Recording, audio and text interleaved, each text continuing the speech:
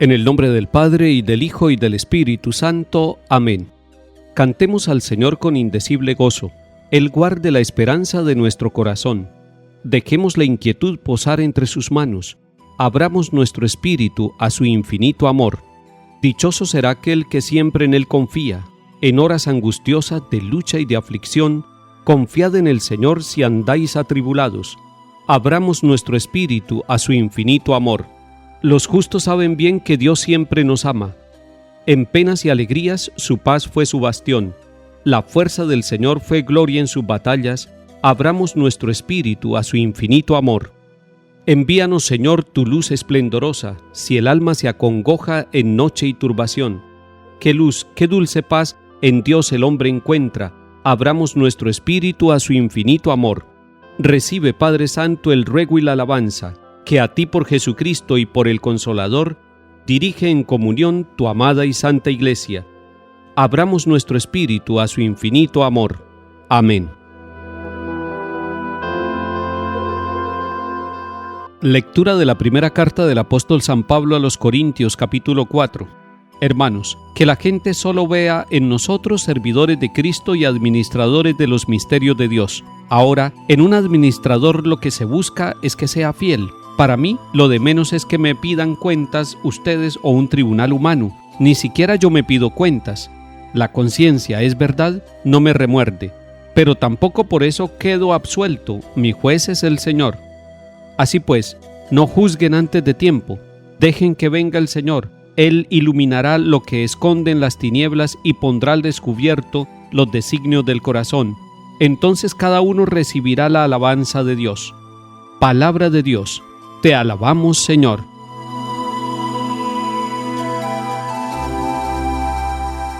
Según lo que nos están diciendo los capítulos anteriores de la primera carta a los Corintios, San Pablo está diciendo que en Cefas, en Apolo, en Pablo y en todos aquellos que anuncian el Evangelio, la gente debe ver solamente servidores de Cristo y administradores de los misterios de Dios.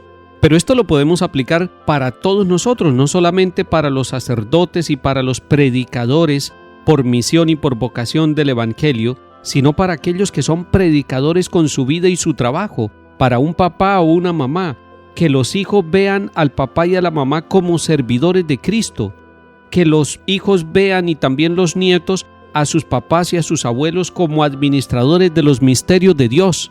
Qué bello que esto sea así.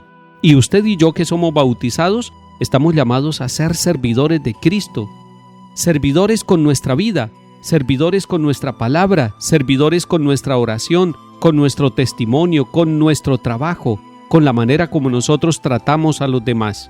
Pero que se vea con claridad que somos administradores de los misterios de Dios, es decir, administramos la gracia de Dios en bien nuestro y en bien de otras personas. Cuando un papá manda a bautizar a sus niños, y ojalá lo hagan desde pequeñitos, y cuando un papá o una mamá deciden que su hijo entre a la catequesis para que vaya conociendo la fe y para que se prepare para los sacramentos de la comunión, de la reconciliación, de la confirmación, ahí están siendo administradores de los misterios de Dios. Papás y mamás, ustedes son servidores de Cristo. Papás y mamás, ustedes son administradores de los misterios de Dios. Y si ustedes reflexionan ese versículo primero del capítulo 4 de la primera carta a los Corintios que estamos meditando en estos días, van a decir: yo quiero ser mejor servidor de Cristo, yo quiero ser administrador de esos misterios de Dios, yo no quiero ser solamente alguien que administra los bienes materiales, yo quiero servir espiritualmente a toda mi familia. Y dice entonces que en un administrador lo que se busca es que sea fiel. Y podemos hablar como de tres fidelidades. Primero, ser fieles a uno mismo, con el proyecto de vida que tiene. Luchar es ser fiel. Llegar a concretar ese proyecto de vida es vivir la fidelidad. Pero además, una fidelidad con aquellos que están a nuestro lado, con hombres y mujeres. Una fidelidad que nos lleva a reconocernos como hermanos, a custodiarnos, dice el Papa Francisco, a cuidarnos unos con otros, a ayudarnos para que unos y otros nos salvemos y para que ninguno se condene. Pero además, fieles a Dios.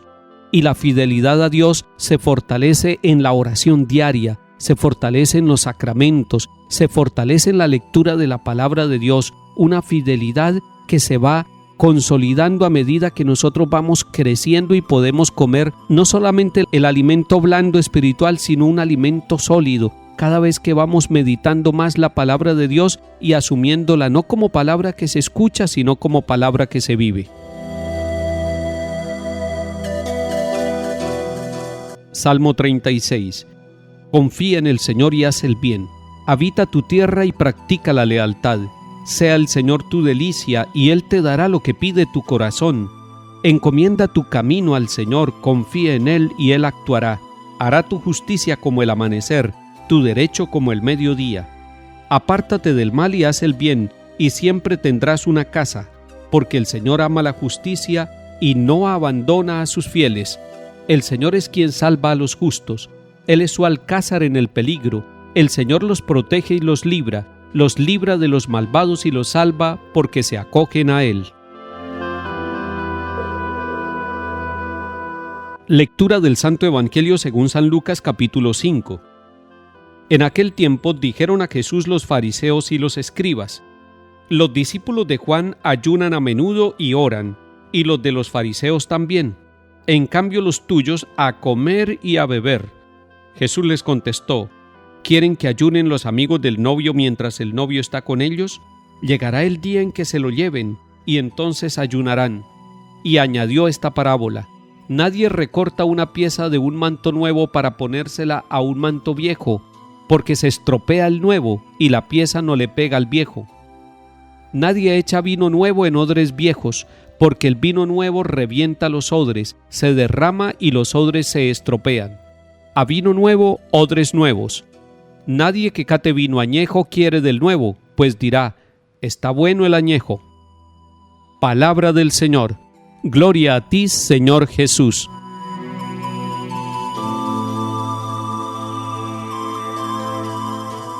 Están criticando a los discípulos de Jesús porque comen y beben y no hacen ayuno como los discípulos de Juan y como los discípulos de los fariseos.